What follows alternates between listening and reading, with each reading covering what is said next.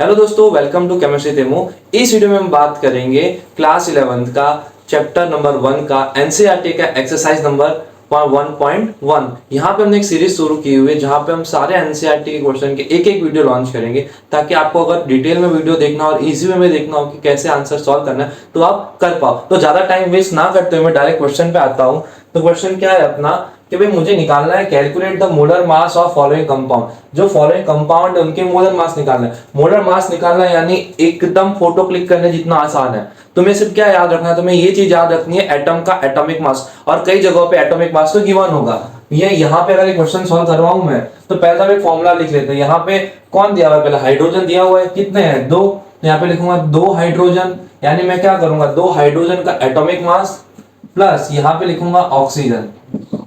अब हाइड्रोजन का atomic mass कितना होता है, हाइड्रोजन का एटॉमिक मास होता है 1, ऑक्सीजन का एटॉमिक मास होता है 16।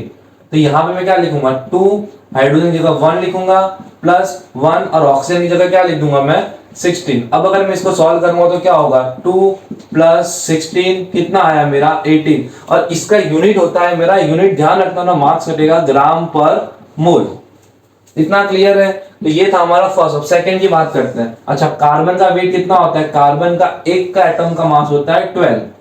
अब इधर आ जाओ, तो यहाँ पे एक ही कार्बन है प्लस O कितने हैं 2, यानी कि यहाँ पे 2O लिख दूंगा प्लस कार्बन का मास कितना होगा 12 प्लस 2, यहाँ पे होगा मेरा 16। अब अगर इसको सॉल्व करोगे आगे तो तुम्हारा आएगा आंसर 44 ग्राम पर मोल। थर्ड पे आ जाओ, यहाँ पे क्या लिखा हुआ है CH4। अब अगर मुझे CH4 का मोलर मास निकालना है तो पहले तो क्या करना पड़ेगा, कार्बन का एटॉमिक मास प्लस 4 हाइड्रोजन के एटॉमिक मास का सम करना पड़ेगा।